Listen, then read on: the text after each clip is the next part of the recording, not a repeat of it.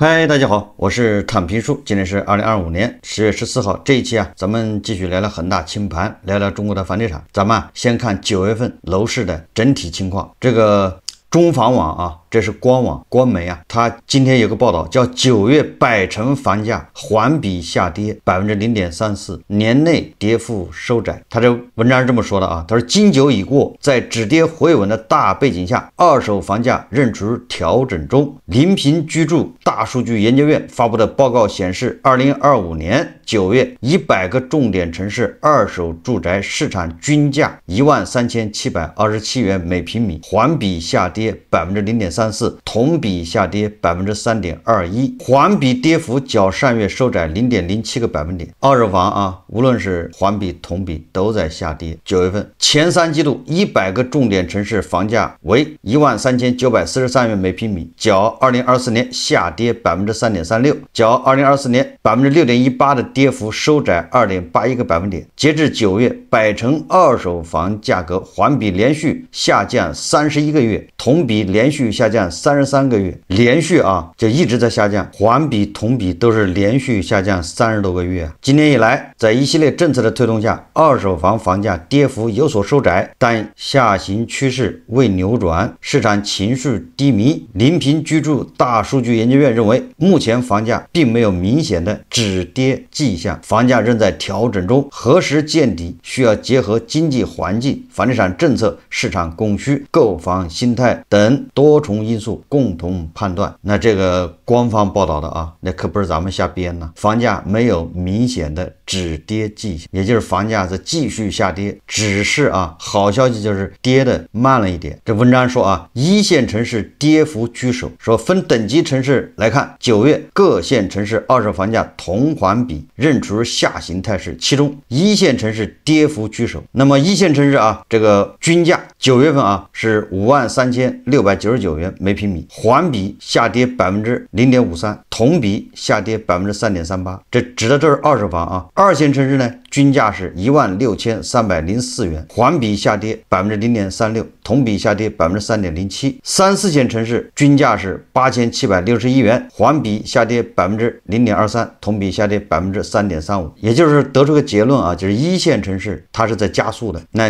你就理解成它是在补跌啊。那么具体的看啊，一线城市啊，除深圳一丝微涨外，北京是下跌0.36%，上海是下跌1.04%，广州是下跌0.74%啊，这是二手房啊。它尽管8月份北京和上海限购政策放松，成交量有所回升，但价格仍未企稳，特别是北京年内房价下降明显。截至9月份，北京房价较去年同期下降10.4%，位居一线城市首位，也就是一线城市处于加速下跌的状态。说到这里，我又想起了这个去年9月底啊，咱们不出台了救市新政嘛，大力救市。后来这个马官远呢，他说啊，这个一线城市房价应该稳住了。当时我记得咱们过一年再看是不是稳住了。其实房价能不能稳住，其实特别好判断。你不要看那些乱七八糟数据，你就看韭菜收入怎么样，韭菜这个预期有没有稳住，韭菜的收入有没有稳住，韭菜的就业是不是变得容易了，就这么简单。其他的什么货币政策对吧，什么这个政策那个政策都没有用，那都是叫扰动，只能叫干扰。所以你看1年以后，一线城市开始补跌，当然2、3线城市就没什么好说的了，对吧？尤其3、4线城市啊，它没有什么成交，那些数字啊只能是参考，对吧？咱们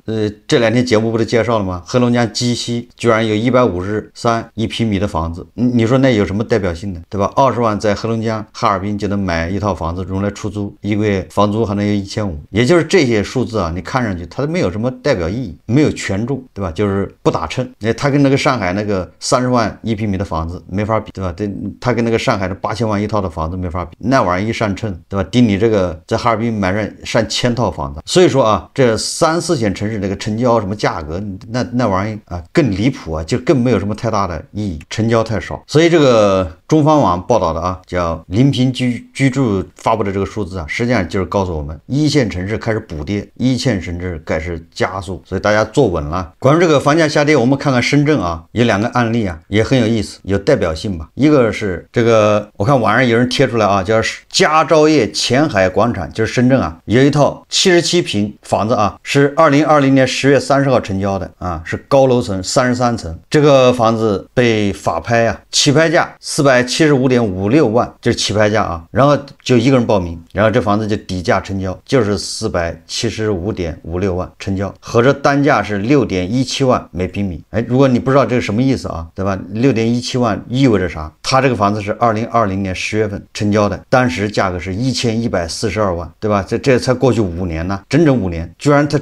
现在就剩476万，什么概念？这跌了将近700万呢，就这么一套房子。这最高价啊，应该是最高价是1142万。这个房子啊，这个项目啊，首次推出是2016年5月份，那就是9年前了啊。当时开盘价是7.5万每平米，也就是说啊，当时就是2016年买这个房子的人，9年过去了，现在你要卖这房子还是亏损。开盘价是7.5万一平米嘛，现在你的拍卖只有6.17万一平米，最高冲到多少呢？对吧？最高冲到15万一平米。这个佳兆业前海广场，这个9年里面，对吧？经历了这个轮回，开盘7万5一平米，最高涨到15万、16万，现在呢是跌到了6.17万啊！你就是第一个买这房子的，你现在也赔钱了啊！这就是深圳的楼市。我们再看一个啊，说这个华润城润府3期6栋40多楼190平，2700万成交，那合着每平米10几万，对吧？14万。但是这个楼业主是去年年底这买的，就是实际上就是10个月前买的，不到1年。但是他买的价格是多少呢？是3000万，也就是不到1年时间10%赔掉了，对吧？账面净亏300万。关键他这1年还在还按揭利息啊，按揭贷款，加上买入时的契税佣金，还有这次卖出要承担5.3%的增值税以及附加税143万，因为他恐怕是不是买了这没满什么2年什么之类的，税要多啊。那么根据这个七算八算的，就这个业主啊，去年年底买的，现在把它卖掉，至少亏损550万以上。这就是深圳楼市啊残酷的真相。3000万买的房子也算是豪宅了，对吧？是14、5万一平米。所以咱们一直说豪宅仅限于那个新房那个价格在涨，但是一到你买到手之后变成二手房，对不起都要降。所以这里面也滋生一些问题啊。什么问题呢？就是这些豪宅这些房子下降的速度太快，导致经营贷套利链条断裂，导致经营贷出现问题。我们在对吧前一阵子节目里面都介绍过了，这个经营贷有10万亿啊，等着要爆雷啊。这个可不是瞎说啊。你看看这个正规媒体第一财经刊登一篇报道，叫房价下跌后经营贷套利链条断裂，多张罚单报银行审查漏洞。他这是10月12号报道的，他这文章主要介绍啊，他说啊，今年以来对个人经营性贷款啊，就是经营贷啊，违规流向楼市的乱象监管持续加强。地方金融监管局此前密集披露罚单，涉及多家银行及支行机构，处罚事由集中在贷款资金被挪用、信贷审查不严、贷后管理不到位等，实际上指的都是经营贷违规。业内人士指出啊，经营贷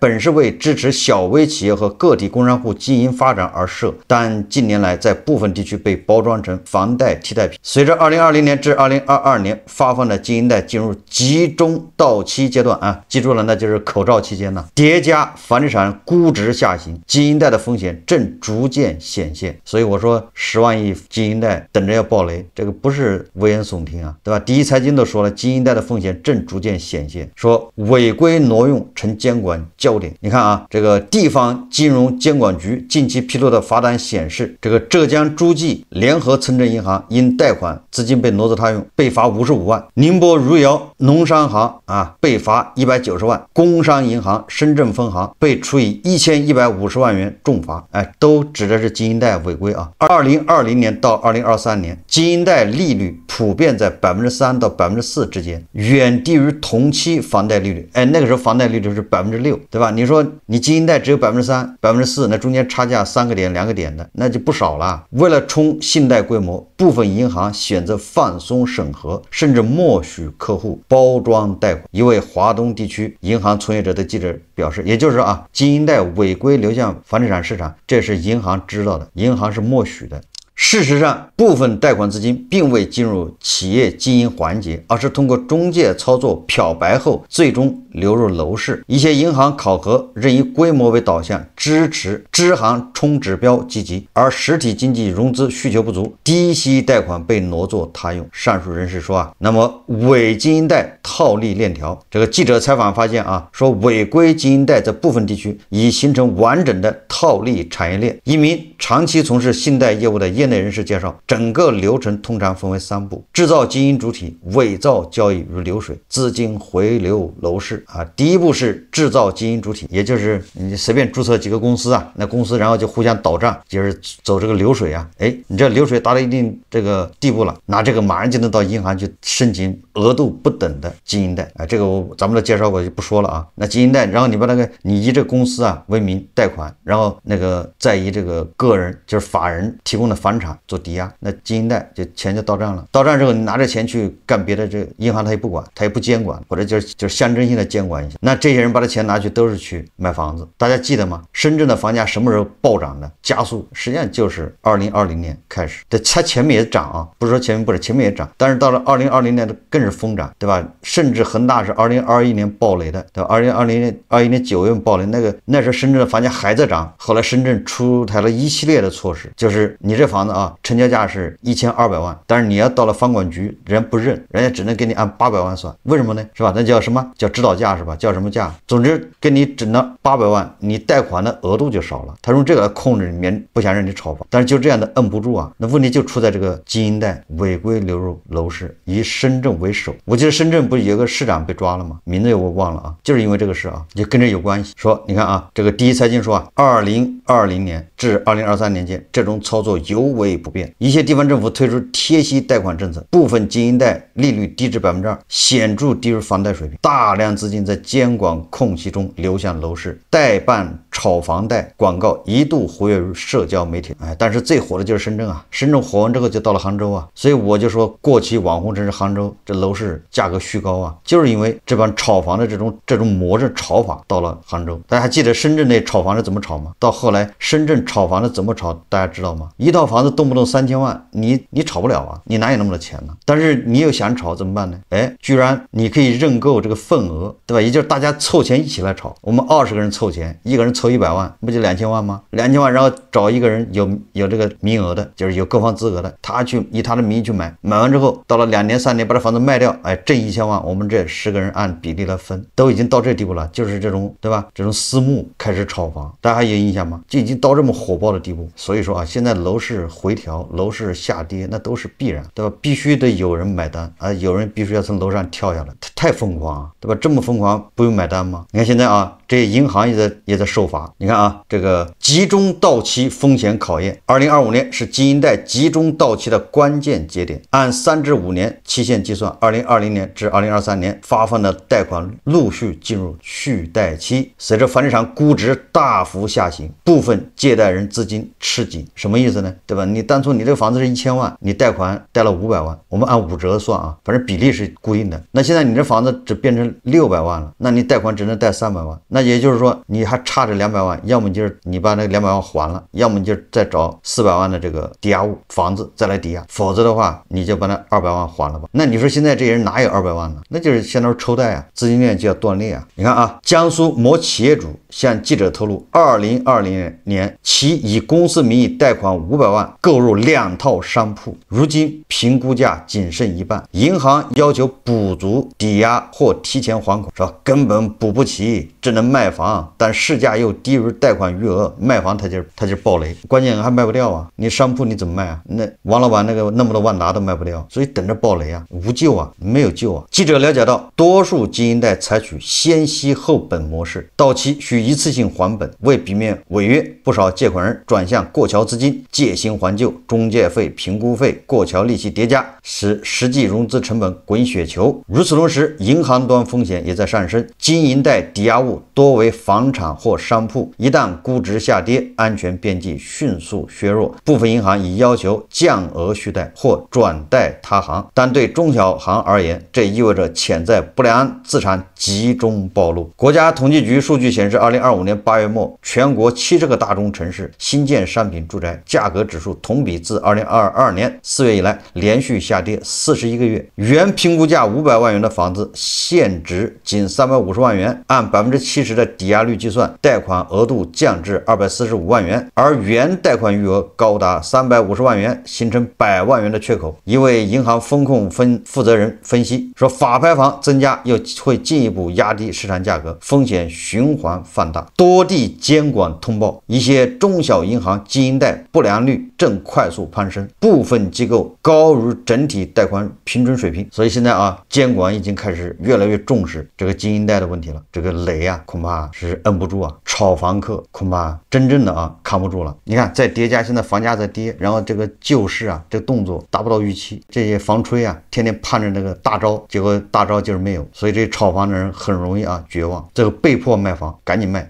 现在谁脑子转得快的，先降价卖，还能卖得掉，对吧？等到大家都卖的时候，根本卖不掉，而且呢价格越降越厉害。今天啊，一则新闻啊，让安徽六安又出名了，上了热搜啊。这个很多媒体报道啊，这个说业主私挖300平地下室，安徽一业主私挖地下室被捕，这是北京日报报道的。私挖地下室致30余户房屋开裂。针对安徽霍山，就是六安地区啊，六安市下面的霍山县啊，一小区业主私挖地下室致楼房开裂事件，记者14日从霍山县相关部门了解到，该违法开挖业主已被逮捕，受损房屋已进行基础加固。据了解，今年8月，霍山县一小区业主发现自家楼栋的1楼业主私挖地下室，导致整栋楼30余户房屋开裂。接到举报后，当地迅速成立由住建、城管、公安等单位组成的联合调查组，第一时间核查处置，依法依规开展检测普查、基础加固、结构安全鉴定、案件调查等工作。据当地有关部门介绍啊，9月1日，房屋基础加固工程完成，涉案业主黄某松已于8月21日被公安机关依法刑事拘留，9月19日被执行逮捕，案件正在进一步侦办中。据介绍啊，说下一步当地将根据调查结果，对该案件和相关责任人依法依规处理，并持续对房屋安全进行监测，切实维护广大业主合法权益。这个确实啊，让人这个感到这个叫愤怒啊。我记得啊，这个10几年前北京啊这样的新闻挺多的，10几年前啊，或者我记得不准了，可能是15年前呢，或者更远一点。为什么呢？那北京那个二环内啊，经常就有那媒体报道说，这个有的人家啊，晚上偷偷摸摸的在往出运土啊，他都是晚上施工啊，就像挖地道一样，用小推车或者是晚上啊，用那个别的什么车，3轮车往出运土，那个土没地方放，就是在那个房子下面挖地下室，抠地下室啊。有的上面平房是对吧，30平，下面能抠出个下面它抠2层，就问你服不服？上面是地上1层，它地下抠出2层出来。有的啊，地上1层，它上面再加盖1层，下面抠2层，变成4层，还真有这样的啊！大家可以去查这样的新闻看看。这就是在这北京二环内，我能理解啊。那时候抠，因为那北京的房价贵啊，你在下面抠个30平出来，那什么概念啊？北京那个四合院啊，那些有的房子本来就是私搭乱建的啊，有的本来它的质量就有限啊，所以它上面加盖啊，它盖不了多少，它只能盖1层，盖2层3层，一不容许，第二个呢也危险，所以北京很多那个小房子平房，它上面都加盖了1层，那都是后面加盖的，所以很多人就往地下挖。这说明什么问题呢？对吧？当时我认为这个房价贵，对吧？你掏个10平米、20平米的也没办法，而且那个平房你掏吧，你也害不了别人，你害的是自己。但是这个楼房你也掏，你这楼上这住户也倒了血霉。现在你说就是啊，那房子已经开裂了，对不对？你就是加固，那玩意儿安全吗？所以我就想到了啊，大家捋一捋啊，你看啊，这普通的牛马韭菜也喜欢多占地方，对吧？像地下要空间，抠地方，抠地下室。你看那个别墅啊，北京的好多别墅也一样啊，好多人买了别墅以后，在别墅里面往下掏地下室，或者往外面扩建，最后那个城管来管也很多啊。所以你看，不管是牛马还是有钱人，甚至像许家印这样的大老板，他在香港那个山顶别墅，那不离境，对吧？那个别墅下面他掏了一个也是地下室吧，400平还是多少平呢？反正也不小。你看富豪他也掏啊，那他都是首富啊，你说你至于吗？你都是首富了，对吧？你掏个地下室干啥呢？你要嫌小，你可以买个更大的，对不对？更豪华的房子。他不，所以说我就感觉这是不是这个人性里面的问题啊？就是不占点便宜他不舒服。实际上他掏了个地下室有什么用吗？真的能解决多少问题吗？尤其是现在啊，你霍山县的房子多便宜啊，对吧？我觉得贵不了啊，对吧？然后你掏个20平米有啥用啊？1平米5000块，20平米才多少钱呢？值当吗？那施工对吧？那工程也不小啊。你要嫌你的空间小，你可以买个180平米的，180平的房子，对不对？多花不了多少钱呢，对吧？所以这个时候你还去掏，真的是犯不着，你把自己掏进这个蹬缝纫机去了，跟徐老板作伴去。徐老板也喜欢掏嘛，所以你看啊，这就是说跟钱没有关系，很有可能就是人的一种喜欢占便宜，不占白不占，白占谁不赚，对吧？有的国家不也这么干吗？对吧？有的国家那个吹沙造岛，对吧？你比如说这个，还有的国家那领土那么大，他到处跟人打仗，还要占人家领土，对吧？所以说这玩意是不是人性中的一些不好的东西啊，对吧？有的国家那个1700万平方公里，他还得打仗，要占人家一个州、2个州的啊。今天占人家一个村庄很高兴，明天占人家一个居民点，死了那么多人，他也无所谓，他觉得挺好，挺值。那你说怎么弄啊？哎，这个人为他的行为付出代价啊。但是我就觉得他那个邻居啊，那楼上30多户是倒了血霉，这个不能说把他一抓就完事。那你说人家楼上那人他的损失谁赔呢？所以我觉得不值当啊，对吧？你这个时候挖地下室真的是脱裤子放屁啊，多此一举。现在房子都不值钱，对不对？你要喜欢，你跑到鸡西去买个400平的房子也没多少钱，比你掏地下室还便宜点。最后我们再看看这个专家啊，经济学家马官员，我看他今天发了一个这个视频啊，他就讲这个普通投资者为什么老亏钱，他认为这是认知决定的。大家看视频啊。最大的风险就是不学习。我们很多投资者做投资根本不学习，只有在字典里边按照英文字母排下来发财在学习的前边，在其他方面都不是。我们现在很多投资者就追风，在中国股市上大家去看，为什么很多普通投资者不赚钱？不赚钱的根本原因在什么地方？第一，有中国股市本身的原因，对投资者保护不利等等，这个是客观存在的。但是即使在这种情况下，为什么有些人能赚钱，有些人赚不了钱？就是有些人家学习，有些人不学习，压根儿不学习，股市的基本规律都没搞清楚。投资一个公司，听到这个公司的名字，哎呀，谁告诉我哪个公司现在能投呀？立即杀进去。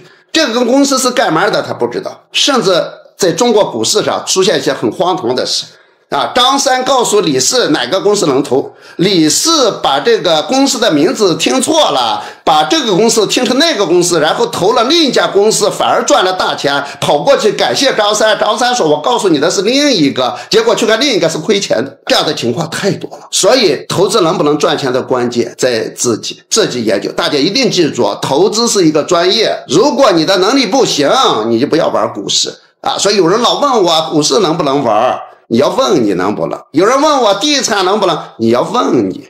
有人问我其他的能不能投，你要问你自己，你自己适合干什么。投资真正小马过河，同样的一个游泳池里边，有人一下进去就淹死了，有人游得很好，就是这个道理。很多人不明白这个道理，最后把投资或者不投资都没怨别人。网上经常碰我就是听了你的怎么样怎么样，那你的脑子呢？你要问你的脑子的呢？当你没脑子的时候，就不要想着投资啊！所以我认为，对中国当前投资者真正是最需要受教育的。一个人能够投资的领域非常有限，你能干什么？你把一个东西了解透了就可以啊！其实有很多人家说中国的投资渠道狭窄，我坚决反对这种说法。中国的投资渠道太多了。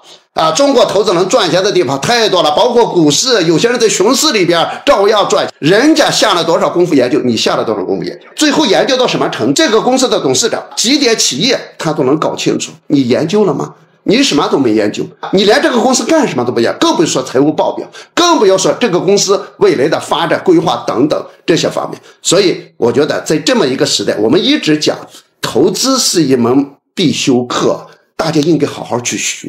投资是一个专业，不是一句话，不是道听途说。投资赚钱很难，但是下了功夫的真正研究的人能够赚钱。我认为在中国不缺赚钱的渠道，不缺投资的渠道，就缺投资的能力。投资之前对自己的培训和学习。这个马冠元老师说这个啊，普通的投资者，对吧？他总是想听别人的，别人给个建议。然后投资这玩意是高度结合个人能力、个人认知、个人的状况，对吧？个人抗风险能力一种投资活动。你问别人没有用。我觉得这个马冠元老师说的非常对，对吧？普通投资者为什么老亏钱呢？因为他认知决定了，他也不学习。就是我们天然就认为啊，就是我们每个人的潜意识就认为，这投资多简单，对吧？我有钱，然后我就买个这个玩意，对吧？涨价了我把它卖掉就完了吗？都是这种潜意识，都是这样的啊，觉得这个咱都会，这玩意还学习啥？低买高卖你要学习啥？对吧？都会这么想，自己不想去学习，但是又想听别人给你一个建议，想走捷径，对吧？连胡一金老师都这样，对吧？他投钱买了股票以后，他到处参加各种饭局，就跟人打听，哎，什么股票涨，哎，跟那些什么炒股所谓的高手，还有那些什么私募基金的，还基金的，对吧？那些经理去参加饭局，就想听别人怎么建议。事后证明啊，错的多，对的少。这个马官员说的很对啊，我认为说来说去就是投资要根据你个人的这个能力，还抗风险的能力，个人的条件、个人状况，对吧？像胡一金老师，他70万全赔掉也不要紧，他就是面子上不好看，不影响他啊。但是那普通的牛马韭菜，你70万赔掉了，那你恐怕欠了一屁股债了，翻身都困难。这个我一直建议啊，就是你要投资的话，不要到处瞎打，只有失败的经验可以共享，这是我一直说的啊。失败的经验，他告诉你，对吧？什么地方是坑，你就别去跳了，对吧？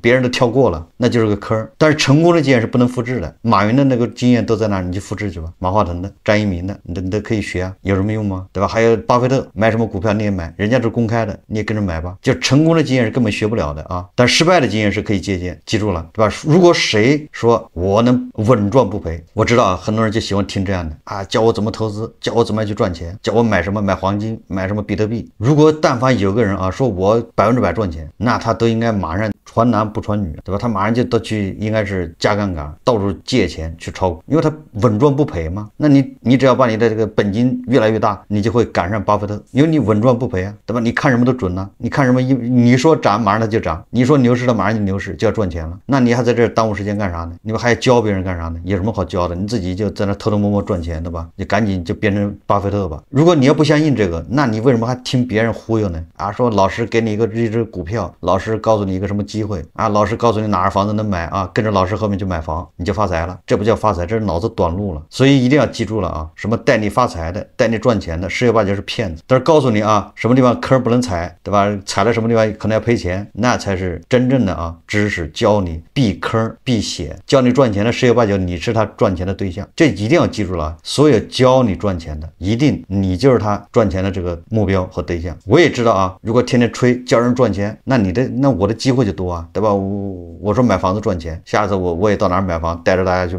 买个10套8套的，那我的佣金得拿多少啊，对吧？你老是劝人家别买房，那你怎么赚钱呢？所以记住了，带你投资，带你这样那样的，带你干这个说赚钱的，我跟你就是他要赚的那个钱。所以说马官员说的对啊，就是要提高自己的认知，要知道自己水平，对吧？要知道自己几斤几两，要给自己定好位，认清自己，对吧？顺风局 GDP 高速增长的时候都赚不到钱，现在经济不太好了，在萎缩通缩，你还一出手就能赚钱，这是为什么呢？好，这期节目咱们就聊到这里，感谢大家收看。如果喜欢我的节目，欢迎订阅转发，也可以在下方留言评论，谢谢大家。